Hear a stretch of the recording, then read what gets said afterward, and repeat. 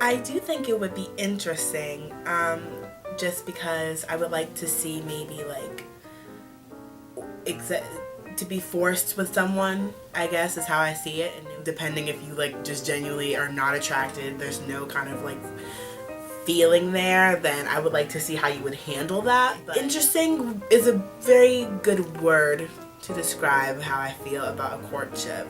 That's miserable.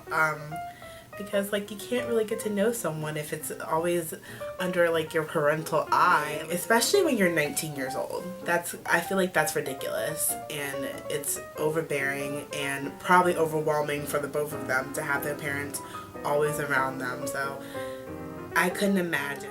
I don't know if I would call it a benefit, but I think that there's probably a culture and a cultural difference between an average American and someone who is undergoing a courtship. I think that there's probably a lot more restrictions and guidelines in a courtship, and you probably stick to the status quo. So, I mean, I don't know if that's a benefit, but maybe it's probably a different way of life. So, I don't know. I wouldn't say there's any benefits to it. I think it's just completely different from what we are used to when it comes to like dating and marriage and all what comes with that.